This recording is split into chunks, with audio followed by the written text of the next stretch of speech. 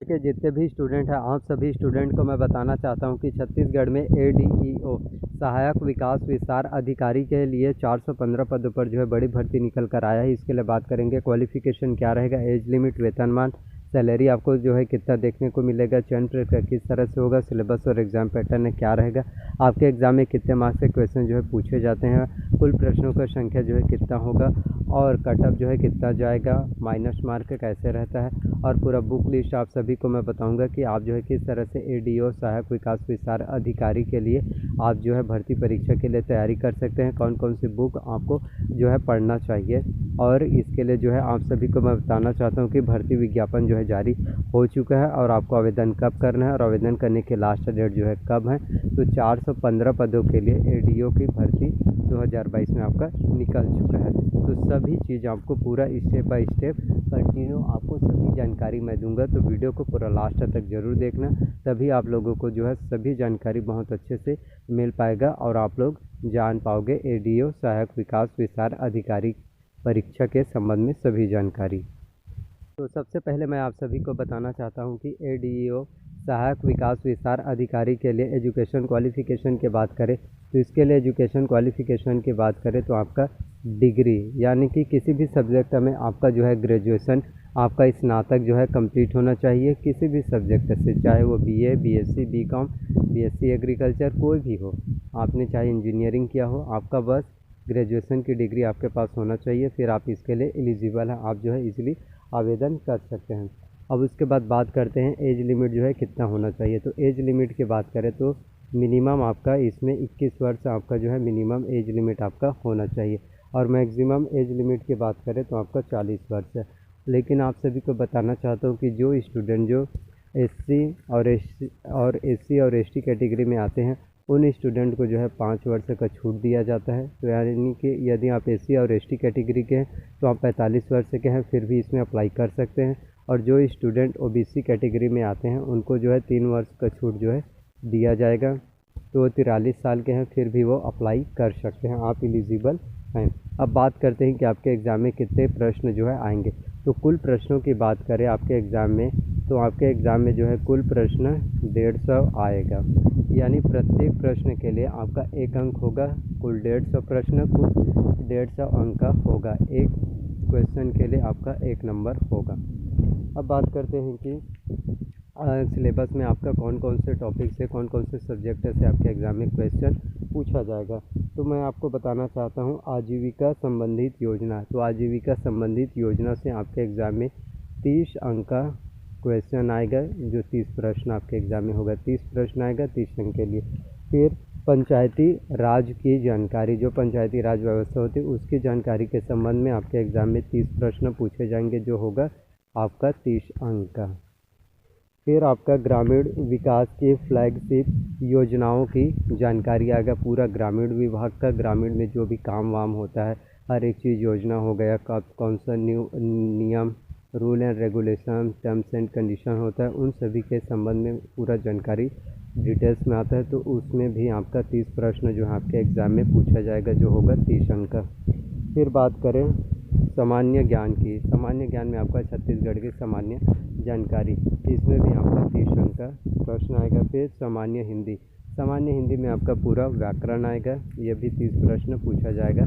तो कुल अब 30 करके हो गया आपका पूरा 150। तो आप सभी को अब मैं बताना चाहता हूँ कि जैसे छत्तीसगढ़ की सामान्य जानकारी से 30 अंक का प्रश्न आ रहा है, तो आप लोग क्या समझेंगे कि सिर्फ छत्तीसगढ़ के बारे में ही पूछा जाएगा कि छत्तीसगढ़ की नदी के बारे में, नहर के बारे में या प्राचीन के सभ्यता के बारे में, छत्तीसगढ़ के इतिहास के बारे में, ऐसा नहीं है। इसमें छत्तीसगढ़ के बारे में पूरा डिटेल्स आपका आएगा, चाहे वो आपका छत्तीसगढ़ का करंट अफेयर्स हो, कोई भी योजनाओं के बारे में पूरा जानकारी हो, सभी डिटेल्स आपका जितने भी छत्तीसगढ़ में हो रहा है करंट में या पिछले जो हो चुका है करंट अफेयर्स, वो सभी आएगा और पूरा संपूर्ण जानकारी आपका छत्तीसगढ़ के बारे में पूछा जाएगा, जिसमें आपका 30 प्रश्न आएगा 30 अंक का। बात करें हिंदी में तो हिंदी में आपका पूरा व्याकरण आएगा, जिसमें आपका स्वर, व्यंजन, वर्तनी, संज्ञा, समास, असंधि विच्छेद हो गया और शुद्ध, अशुद्ध और मुहावरे, लोकोक्तियाँ, ये सभी आते हैं। तो आप हिंदी को भी बहुत अच्छे से ध्यान से पढ़िए। और आप लोगों के लिए बेनिफिट्स हैं कि इसमें जो है मैथ्स और रीजनिंग जो है नहीं आ रहा है, तो ये आप लोगों के लिए बेनिफिट्स है, क्योंकि कई स्टूडेंट रहते हैं जो मैथ्स और रीजनिंग जो है अंक गणित तार्किक में वो जो है लो रहते हैं, इंग्लिश में भी लो रहते हैं, तो आप लोगों के लिए बेनिफिट्स है, इन सभी में आप जो है मेहनत कर सकते हैं। अब मैं आपको बताता हूँ कि आपको एग्ज़ाम की प्रिपरेशन किस तरह से करना है और कौन कौन सी बुक लिस्ट को आपको जो है फॉलो करना है। तो सबसे मेन इम्पॉर्टेंट हिंदी के लिए, तो हिंदी के लिए पूरा व्याकरण की यदि संपूर्ण जानकारी आप पाना चाहते हैं तो अलग अलग किताबें मत खरीदिए।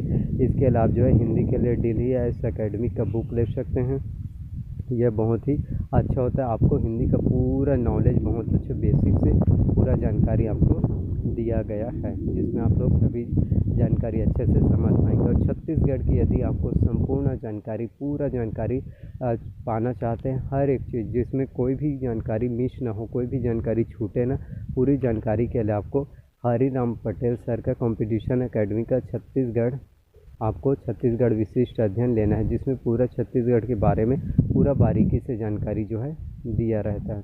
तो ये बुक आप जो है ले सकते हैं। और इसी में आपका पूरा संविधान आएगा, तो संविधान में आप जो है एम लक्ष्मीकांत की भारत की राज्य व्यवस्था ले सकते हैं, ये बुक जो है बहुत ही अच्छा होता है। और साथ ही आप सभी को बताना चाहता हूँ करंट अफेयर्स के संबंध में, तो करंट अफेयर्स के लिए समसामयिकी घटनाक्रम के लिए आपको विकास परक का मासिक पत्रिका लेना है। और इसके साथ ही आप जो है छत्तीसगढ़ के लिए अर्जुना का करंट अफेयर्स लीजिए, दोनों करंट अफेयर्स से आपको जो है तैयारी करना है।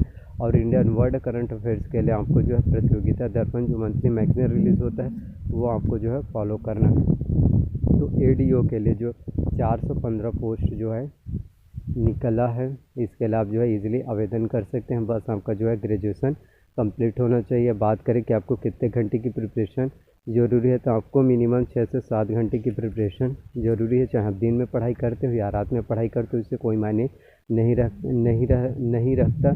सिर्फ 24 घंटे में आपको 6 से 7 घंटे की यदि आप पढ़ाई करेंगे और बहुत अच्छे से करेंगे तो आपका एग्ज़ाम क्वालिफाई हो जाएगा। अब बात करते हैं कि 415 पोस्ट के लिए कितने फॉर्म जो है भरे जाएंगे, तो लगभग इसमें 2 लाख से लेकर 2.5 लाख आवेदन ज़रूर आएगा, क्योंकि जितने भी लोग जिनका ग्रेजुएशन कंप्लीट हो गया है वो सभी इसमें अप्लाई ज़रूर करेंगे। तो आपको दूसरों के बारे में नहीं सोचना है, खुद पर बिलीव कीजिए और अपना तैयारी करना स्टार्ट कर दीजिए। आप किसी के बारे में मत सोचिए और ये मत सोचिए कि 2-2.5 लाख फॉर्म आएगा तो 415 अब पोस्ट जो निकला है उसमें हमारा सिलेक्शन कैसे होगा।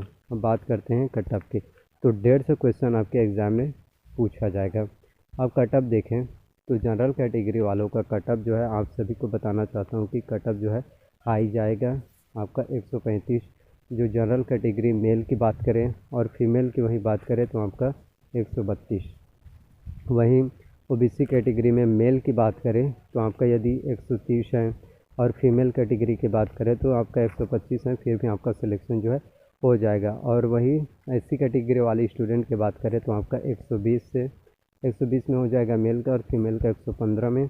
और एसटी कैटेगरी वाले स्टूडेंट का मेल का 100 और जो फीमेल है उनका यदि 95 आता है फिर भी आपका सिलेक्शन हो जाएगा, क्योंकि आप सभी को बताना चाहता हूँ कि कटअप जो है बहुत हाई जाएगा। आप लोगों को लग रहा होगा कि कटअप जो है कम जाएगा, ऐसा नहीं है, कटअप जो है हाई जाने वाला है। तो आप सभी स्टूडेंट को ये सभी जानकारी जो है मैं देना चाहता था। तो एडीओ के लिए 415 पोस्ट जो निकलने वाला है जल्द ही इस संबंध में जो है और नोटिफिकेशन जो है जारी हो जाएगा कि इस डेट से आपको आवेदन करना है, क्योंकि इसके लिए भर्ती विज्ञापन जो है जारी हो चुका है कि आपको एडीओ के लिए 415 पोस्ट निकला है, इसके लिए आपको आवेदन करना है। तो आई होप कि जितने भी जानकारी मैंने आप सभी को दिया सभी जानकारी आपको पसंद आए, क्योंकि मैं जो वीडियोस बनाता हूँ वो आप ही लोगों के लिए बनाता हूँ ताकि आप लोगों की मैं हेल्प कर सकूँ और आप लोगों को अच्छे जानकारी और सही जानकारी आप लोगों को प्रोवाइड करा सकूँ, ताकि आप लोग जो है गवर्नमेंट जॉब वैकेंसीज़ की प्रिपरेशन करते हैं आप लोगों को सही समय में सही जानकारी जो है मिल सके। तो जो बुक लिस्ट मैंने आपको बताया, सिलेबस और एग्ज़ाम पैटर्न बताया है, उनको आप ज़रूर फॉलो कीजिए। तो 415 पोस्ट निकला है, तो 415 पोस्ट भी बहुत ज़्यादा है, तो ग्रेजुएशन कंप्लीट है तो ज़रूर अप्लाई कीजिए। और साथ ही एक चीज़ मैं आपको बताना चाहता हूँ कि जो स्टूडेंट जिनका ग्रेजुएशन कंप्लीट हो चुका है वो स्टूडेंट क्या करते हैं कि अपना रोज़गार पंजीयन नहीं कराते हैं। तो आप जो है जिन स्टूडेंट का रोज़गार पंजीयन अभी तक नहीं हुआ है वो रोज़गार पंजीयन ज़रूर करा लीजिए। और जिनका रोज़गार पंजीयन हो गया और वो उनका रिन्यूअल का डेट आ गया है तो वो एक बार रिन्यूअल ज़रूर करा लीजिए। रोज़गार पंजीयन कराना ज़रूरी है। तो आई होप कि जितनी भी जानकारी मैंने आप सभी को दिया वो सभी जानकारी आपको पसंद आए। अगर जानकारी आपको पसंद आए तो प्लीज़ वीडियो को लाइक कीजिए, चैनल को सब्सक्राइब कीजिए, साथ में बेल नोटिफिकेशन को भी ऑन करके रखिए ताकि जब भी मैं वीडियो अपलोड करूं तो उसकी जानकारी सबसे पहले आप सभी को मिल सके।